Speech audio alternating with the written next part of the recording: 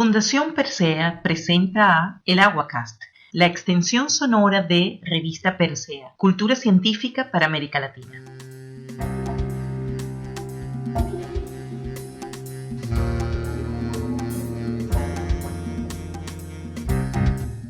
Hola a todos y bienvenidos al Aguacast, el podcast de la revista Persea. Soy Jesús Pineda y como siempre me acompaña Víctor Hernández. ¿Qué tal, Víctor? ¿Cómo estás? Hola, ¿qué tal, Jesús? Bien, muy gustoso de estar en otro episodio del Aguacast. Y bueno, pues nos puedes contar quién nos acompaña hoy en el Aguacast. Claro, hoy vamos a platicar con José Ocariz. Él es un físico experimental de partículas que actualmente reside y trabaja en Francia, en particular en la Universidad de París-Diderot. Los inicios de su formación científica fueron en Venezuela, en la Universidad de los Andes, y lleva muchos años trabajando allá en Francia en muchos de los experimentos más importantes en física de partículas de los últimos años. Ya nos contará un poco más acerca de eso, pero por lo pronto le damos la bienvenida. Hola, José, ¿cómo estás? Mucho gusto, es un placer estar con ustedes y gracias por la oportunidad. Bueno, José, qué bien tener a un colega físico aquí también para conversar. Igual que Víctor, yo también te doy la bienvenida y si nos pudieras contar un poco en qué consiste tu investigación, las áreas de interés que has desarrollado a lo largo de tu carrera. Como mencionaba Víctor, has dedicado tu carrera a estudiar física de altas energías experimental.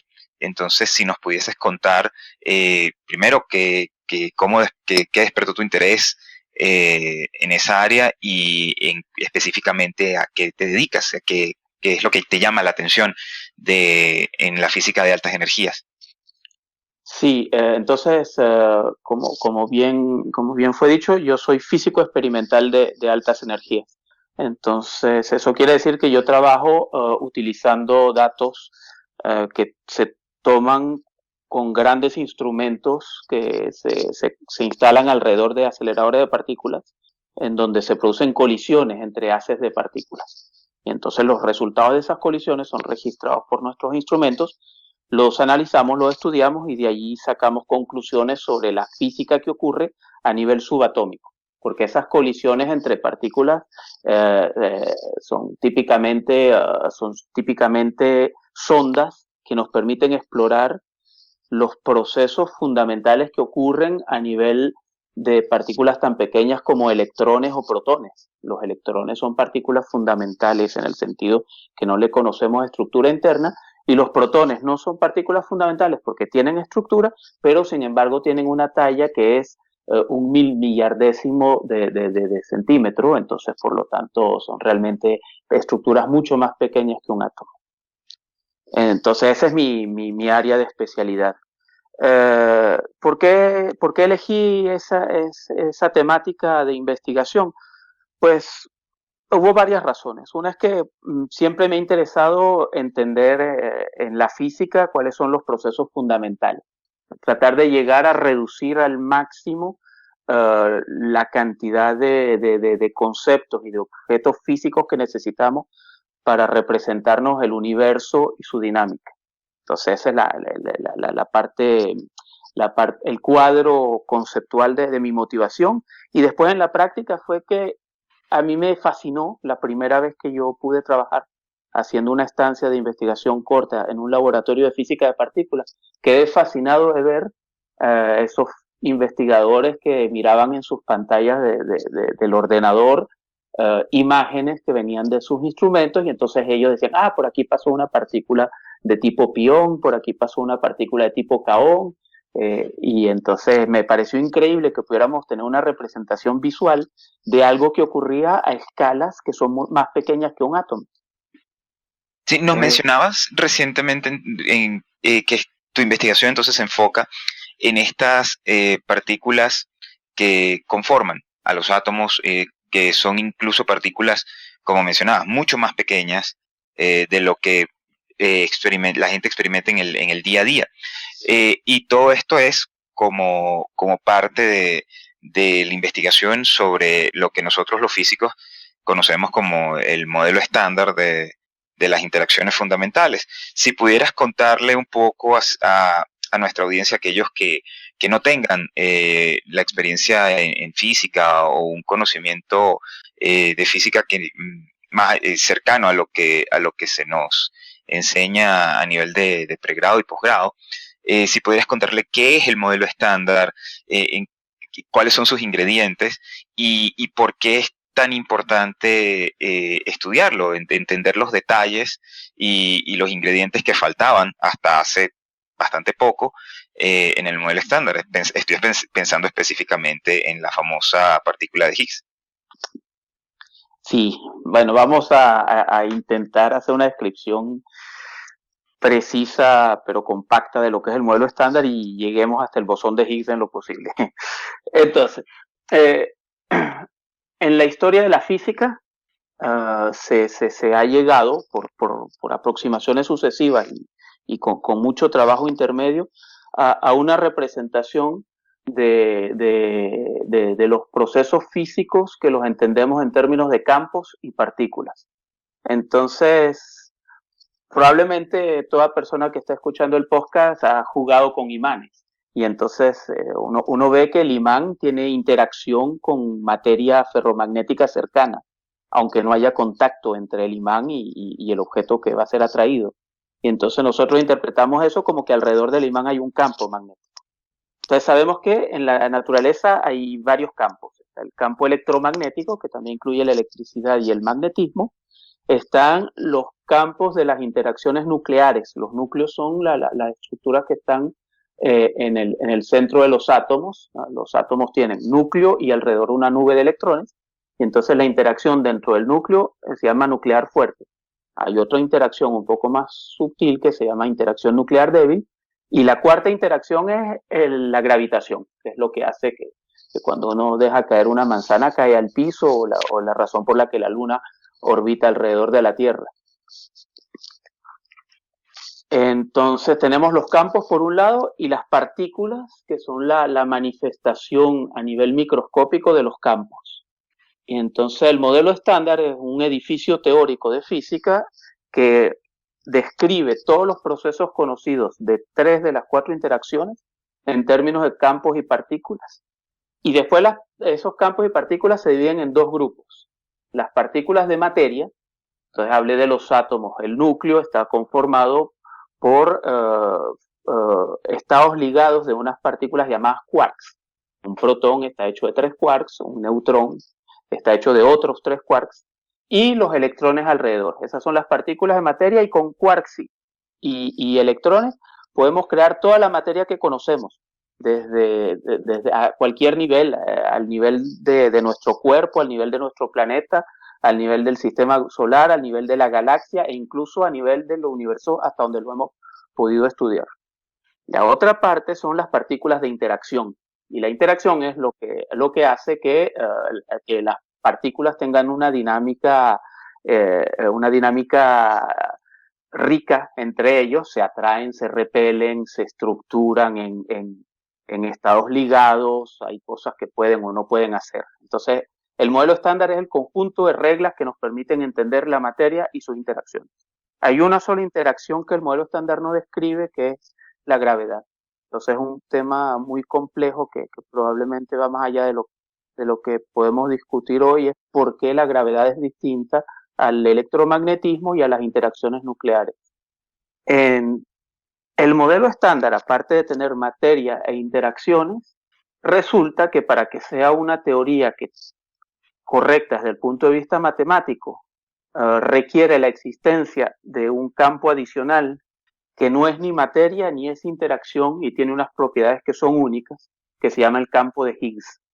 Y entonces el campo de Higgs no había sido observado cuando fue predicho por los físicos a principios de los años 60, pero la predicción decía que, de ser cierto ese modelo con campo de Higgs, debía existir una partícula que se llama el bosón de Higgs. Y entonces en el año 2012, en el Gran Colisionador de Hadrones, situado en la frontera entre Francia y Suiza, en un laboratorio internacional que se llama el CERN, 2 experimentos situados en el Gran Colisionador de Hadrones anunciaron simultáneamente que habían observado evidencia experimental sobre la existencia del bosón de Higgs. Sí, y fue una noticia que resonó en muchos lugares. La gente que está interesada en ciencia muy probablemente la escuchó y la que no es probable que también le haya llegado porque se mencionó en noticieros, en revistas, etcétera. Y algo que nos parece muy interesante y nos fascina de platicar contigo, José, es que tú colaboraste en alguno de esos experimentos. Así es. Sí. Yo en ese momento formaba parte y sigo aún del experimento Atlas. Hubo dos Ujú, experimentos que buscaban el Higgs. En el LHC, el Gran Colisionador de Hadrones, uno llamado Atlas y el otro llamado CMS. ujú. ¿Nos puede Y platicar un poco más cuál fue la naturaleza de tu participación? de acuerdo. Entonces, Atlas y CMS fueron experimentos que se pensaron en los años 90.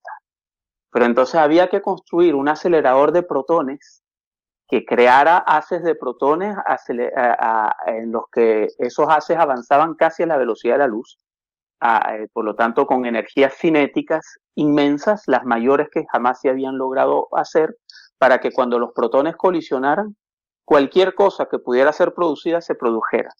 Y de esa manera, si el bosón de Higgs existía, ese colisionador de protones debía producir bosones de Higgs y los instrumentos Atlas y CMS debían estar en capacidad de detectarlo.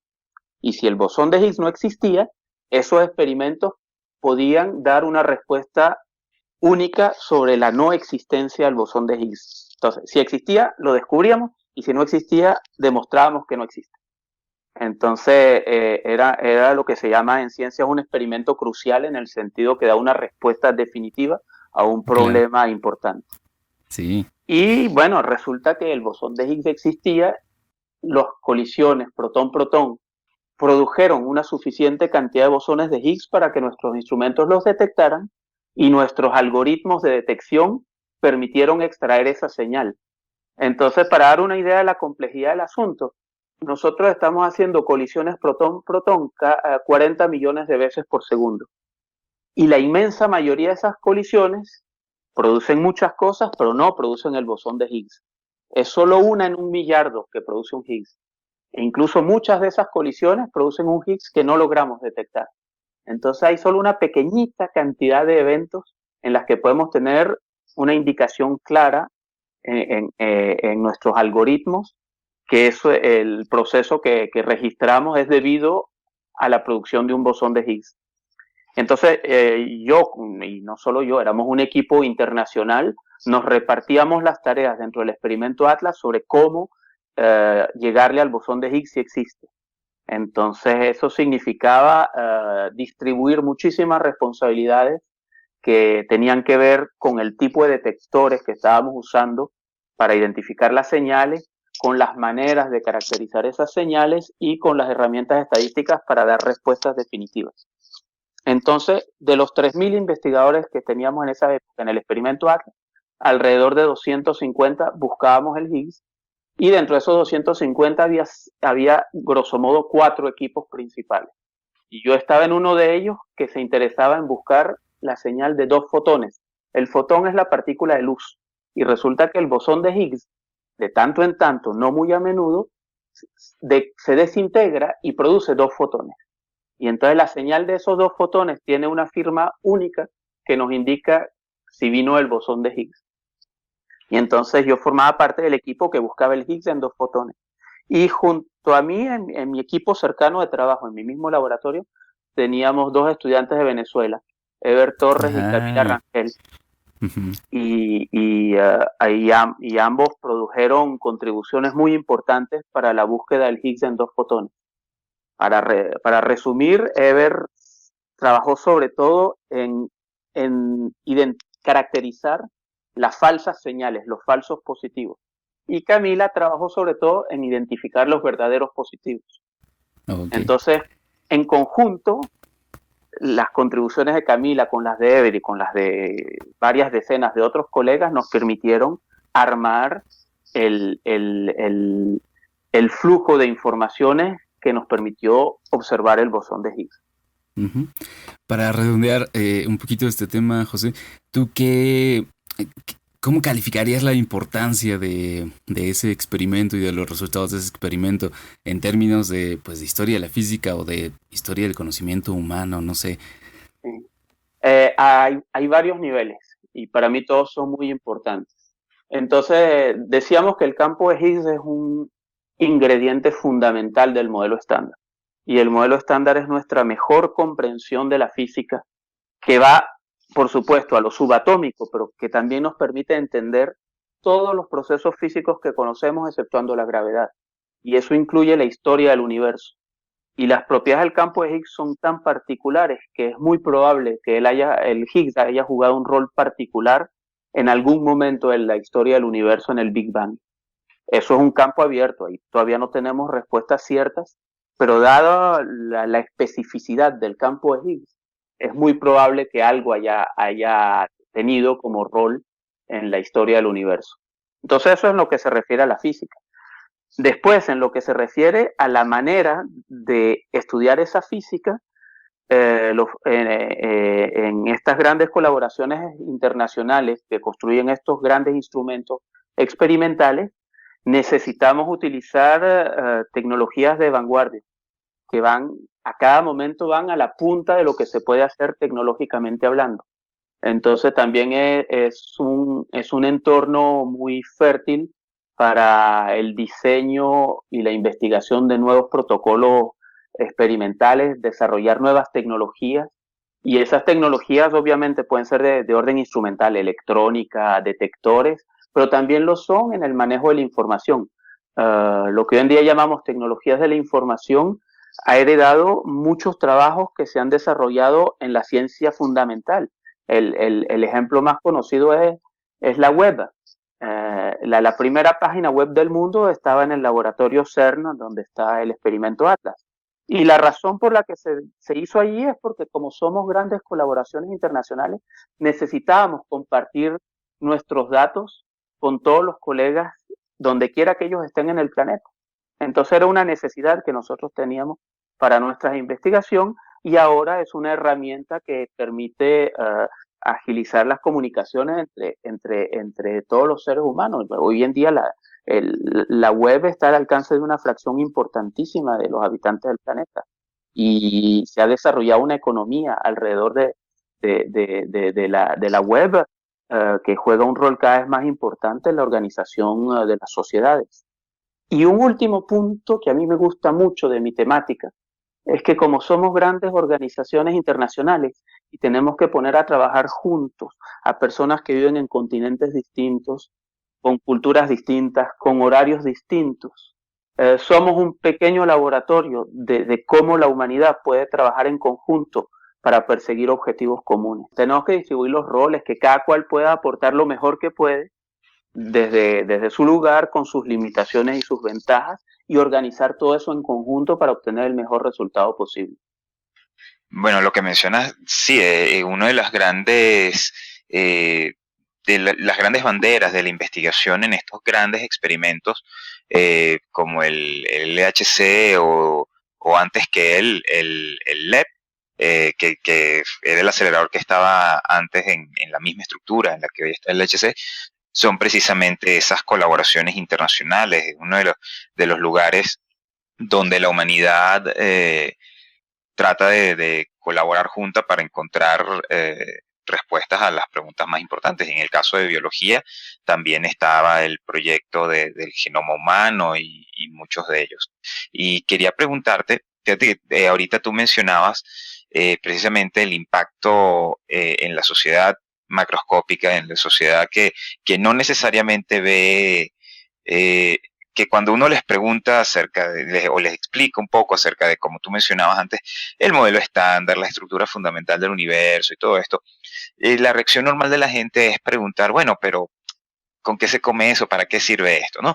Y como mencionabas, la investigación en este tipo de temas también ha llevado a muchísimos resultados importantes, que por un lado el conocimiento de la estructura fundamental del universo, pero por el otro también a resultados prácticos que, como mencionabas, van desde la producción de imanes para que se utilizan en aplicaciones médicas, hasta el manejo de información de los datos que ustedes manejaban a la hora de hacer la detección de las colisiones de partículas.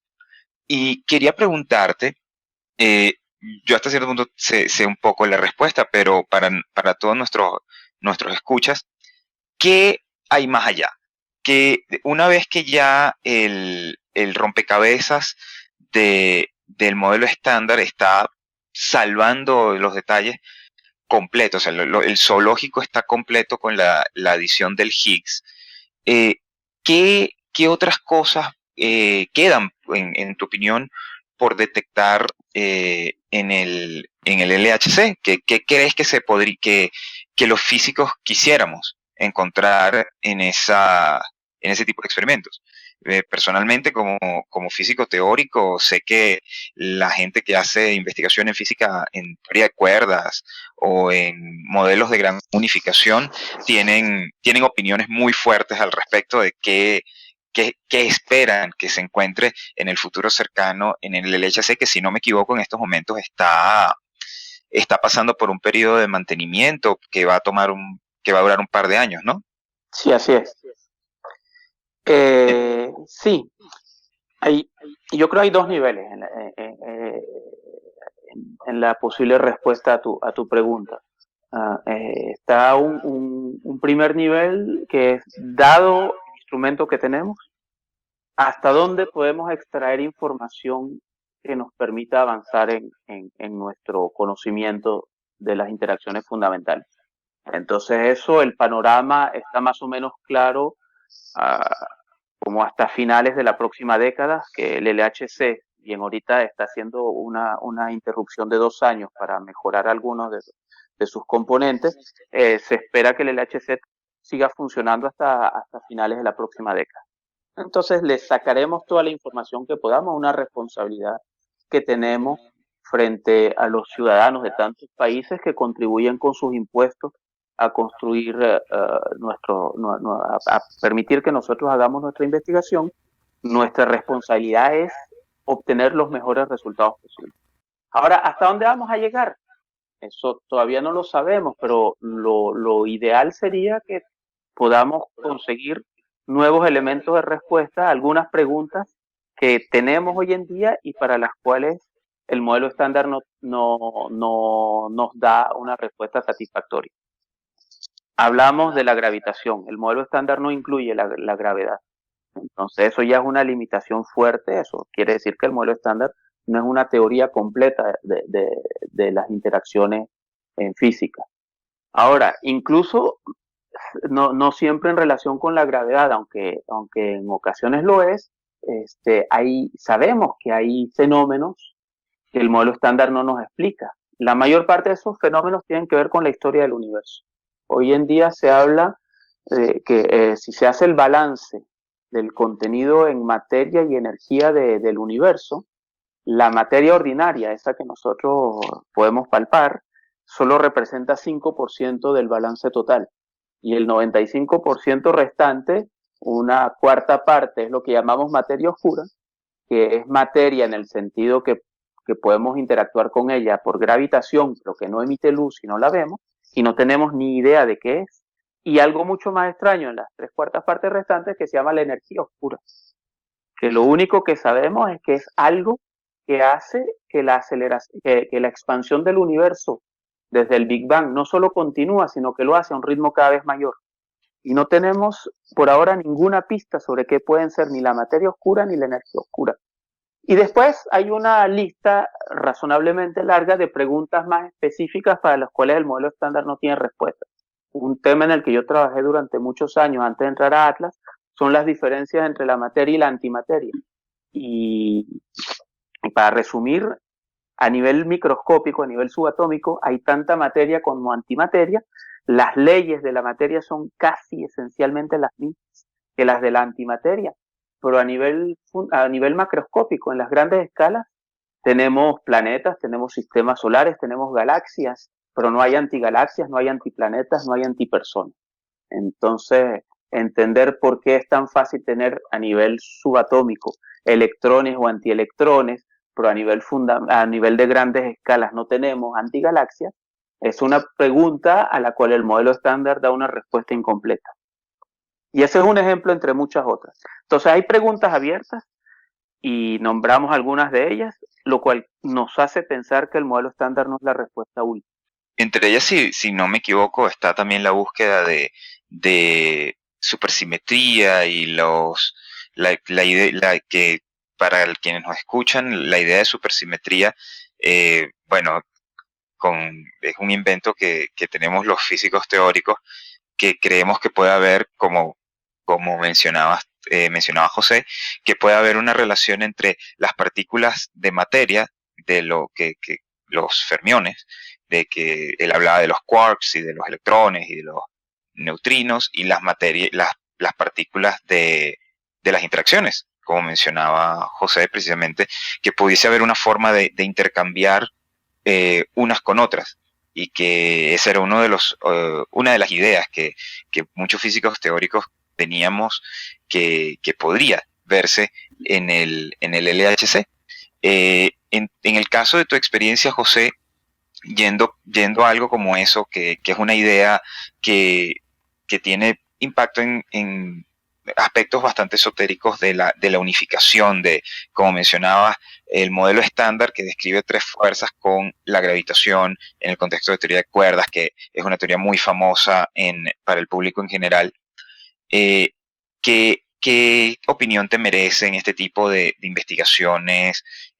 O, bueno, tu opinión bastante informada, considerando tu experiencia en los experimentos con respecto a ideas como esta, como esas ideas nuevas que mencionabas, como supersimetría, dimensiones adicionales del espacio-tiempo y este tipo de cosas que capturan mucho la imaginación de la gente, especialmente en el contexto, como mencionaba, de la teoría de cuerdas y otras teorías de gran magnificación. Quería conocer tu opinión al respecto. Sí. Entonces, cuando yo era estudiante, tomé un curso de supersimetría, que en esa época era una idea que ya tenía más de 15 años rondando, entonces se había trabajado mucho sobre eso. Y yo quedé fascinado. Me pareció que la construcción matemática de la supersimetría era una de las cosas más bonitas con las que yo había trabajado como estudiante. Ahora, como tú bien lo decías, la supersimetría sería un mecanismo físico que nos permite hacer una equivalencia entre la materia y la interacción. Y si la supersimetría formara parte del universo, si el universo fuera supersimétrico, el universo sería muy distinto al que conocemos. Entonces, no hay supersimetría. Después la gente, y es una afirmación que la hago así fuerte, nuestro mundo no es supersimétrico. Pero entonces la gente se dijo, debe haber maneras de conservar todas las ventajas de la supersimetría, pero que nos permitan entender por qué en el universo hay solo partículas de un tipo y no partículas del tipo supersimétrico equivalente. Entonces se habló que la supersimetría ocurriría a escalas de energía muy superiores a los que nosotros estamos sondando en nuestros experimentos, o en momentos muy, muy tempranos de la evolución del universo, y que por lo tanto hoy en día no se manifiesta directamente. Y hubo una gran esperanza de que en el LHC pudiéramos observar evidencia de la supersimetría. Entonces se decía que la supersimetría vale a grandes escalas de energía y se rompe cuando bajamos a las energías que nosotros observamos, y tal vez el LHC lograría acercarse a esa frontera en donde se pasa de un mundo con un comportamiento supersimétrico al mundo que conocemos. Entonces, lamentablemente no hemos observado ninguna señal de un proceso que provenga de supersimetría en el LHC. Eso no quiere decir que hayamos terminado el trabajo. Tenemos que explorar hasta el último de nuestros datos, tenemos que sofisticar al máximo nuestras maneras de estudiar la posible presencia de procesos supersimétricos en el LHC, pero hasta ahora los resultados desde ese punto de vista han sido negativos. Pues nos mantendremos seguramente al tanto, José, y en dado caso volveríamos a platicar contigo. Ahora nos gustaría pasar a un tema más relacionado con las condiciones para hacer ciencia en particular. Si te parece bien, nos gustaría, digamos, que nos plantearas, que nos expusieras un poco de tu experiencia personal. Tú llevas varios años viviendo allá en Francia, haciendo ciencia allá en Francia. Y desde tu perspectiva, ¿tú crees que sí se refleja la inversión en ciencia que hace un país, ¿no? Con el desarrollo de ese país y cómo lo podemos ubicar en el contexto de las necesidades latinoamericanas? Sí, bueno, creo que hay algo que ha sido cierto en cualquier momento de la historia de la humanidad y en cualquier civilización, que es que cuando las civilizaciones han dedicado una parte de su esfuerzo colectivo a aumentar el conocimiento, son civilizaciones que han mejorado la calidad de vida de sus sociedades. Entonces, eso sigue siendo cierto hoy en día. Es muy importante que colectivamente la humanidad siga apostándole al conocimiento como mecanismo de construir un mundo más justo y más armonioso. Entonces la ciencia es un elemento fundamental de eso. Es obvio que si hablamos de medicina, lo que la ciencia le ha aportado a la salud es crucial. Y apostarle a la ciencia para mejorar la salud significa también que hay que hacer esfuerzo en el sentido de asignar una parte de la riqueza producida a mejorar nuestro conocimiento en salud. Y eso es cierto también en todas las otras disciplinas científicas y todas las otras disciplinas de conocimiento. Eso, ciencia, arte, filosofía, todas ellas merecen que sean financiadas a la escala de lo posible dependiendo de los países y las circunstancias. En el caso de América Latina y en el caso de mi temática de investigación, yo tuve la suerte de vivir unos años en los que se pasó de que la física experimental de partículas era casi inexistente en América Latina a la situación que tenemos hoy, en la que la mayoría de los países tienen por lo menos un instituto colaborando en algún experimento del LHC. Si recorremos el continente desde el norte hasta el sur, hay cada vez menos países que están aislados de la física experimental de altas energías. Y esencialmente son países más pequeños, con menores recursos, y sin embargo, incluso en esos países se está apuntando a que se logren inserir en los grandes proyectos de física de experimental de altas energías. Entonces yo me siento muy privilegiado de haber sido no solo testigo de esa época, sino de haber contribuido dentro de mis alcances a ello. Por ejemplo, yo fui uno de los interlocutores en un programa de la Unión Europea que se llamó HELEN, que permitió financiar estancias de investigación de muchos latinoamericanos en los experimentos del CERN. Y al final del programa HELEN, muchísimos países tenían grupos formando parte de los experimentos ATLAS o CMS, LHCb y ALICE. Entonces, hoy en día la física experimental de partículas en América Latina es una realidad. Y eso es algo que es beneficioso para nuestros países. Entonces yo, viviendo en Francia desde antes de esa época, fue con mucho gusto y con mucho entusiasmo que he ido contribuyendo en la medida de mis posibilidades a que mi temática científica esté tan presente como posible en América Latina. Adelante, Víctor. No, es que te tenemos preparado justo la pregunta del proyecto Se Vale 2B. Sí. Que tiene que ver precisamente con esto, ¿no? Con la creación de comunidades científicas que vayan más allá de las fronteras entre países. Pero si nos puedes platicar un poco más acerca de eso.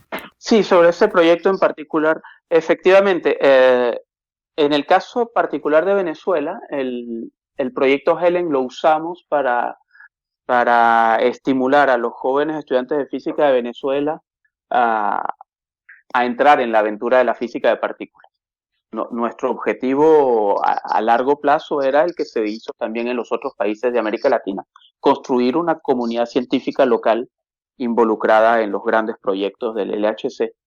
Después las especificidades de la historia reciente de Venezuela hace que no resultó del todo así y en la práctica lo que se logró construir fue un grupo de científicos venezolanos radicados en varios países del mundo, pero que todos se han mantenido muy deseosos y muy activos en seguir contribuyendo al desarrollo de la ciencia y la docencia científica en las universidades venezolanas.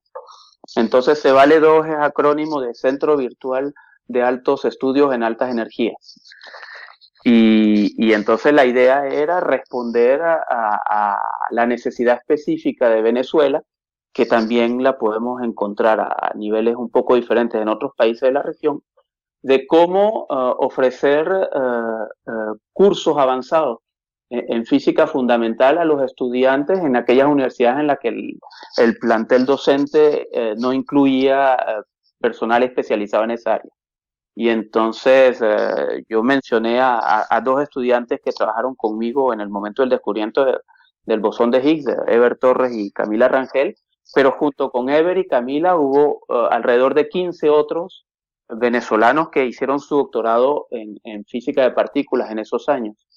Y entonces ellos 15, más otros que han ido acretando entre tanto y de varios países, han mantenido con mucho entusiasmo la idea de ayudar a los docentes en las universidades de Venezuela a que sus estudiantes puedan recibir cursos avanzados en física de partículas. Entonces ellos lo hacen esencialmente a través de videoconferencias en la web, de intercambio de documentos por internet, y entonces los estudiantes en Venezuela siguen los cursos, hacen sus preguntas por podcast o reciben las tareas, envían las tareas y son corregidas, y después hacen estancias de investigación a distancia o cuando se han conseguido maneras de financiarlas en laboratorios en Europa. Entonces es un proyecto que es a la vez el reflejo de un éxito en el sentido que se creó una comunidad venezolana de altas energías y las dificultades específicas a la historia reciente de Venezuela que hace que esa comunidad no esté en Venezuela. Bien, es muy bueno escuchar que todavía incluso con los problemas que ha experimentado Venezuela en los últimos años, que son harto conocidos por toda la región, todavía se puede hacer ciencia y más todavía en colaboraciones como las que mencionas.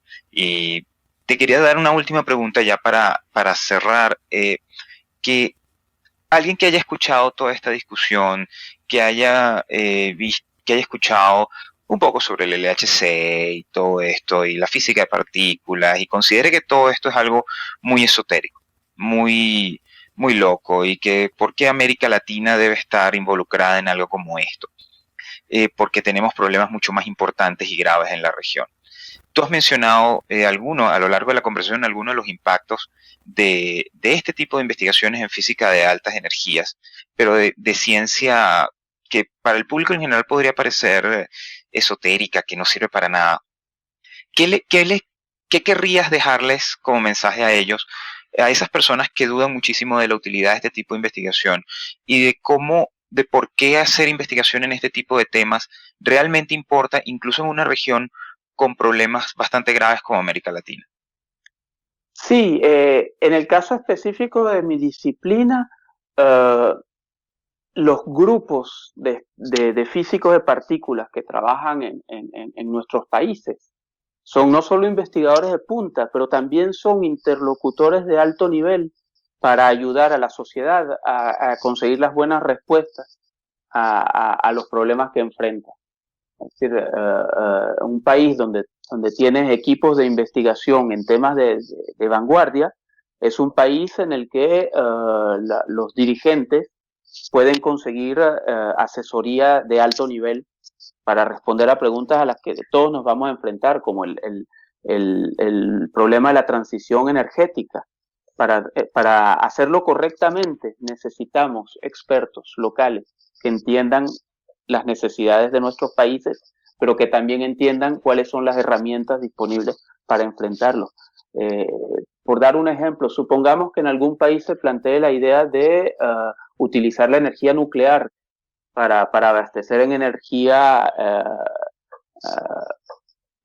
eléctrica el país. Necesitamos personas que sepan explicarnos los pros y los contras de tal decisión. Y entonces, si no tienes físicos especializados en el área nuclear, necesitarás hacerle la pregunta a alguien que no conoce bien el país y que por lo tanto no tiene todos los ingredientes para dar los consejos más pertinentes. Perfecto, pues nos podemos quedar con eso, que efectivamente es una muy buena respuesta que no es la más inmediata, pero abona mucho a ir pensando en cómo estructurar mejor las comunidades de conocimiento de nuestros países, ¿no? Qué tan necesario es. Pues creo que con eso podemos terminar esta charla, José.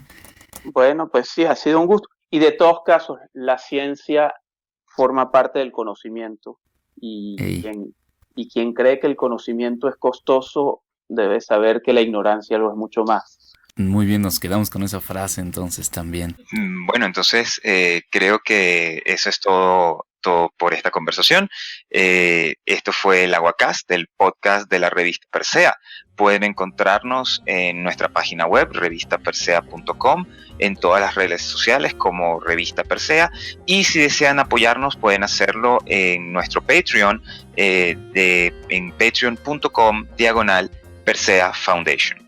De nuevo, esto fue el Aguacast por Víctor Rogelio. Yo fui Jesús Pineda. Hasta luego.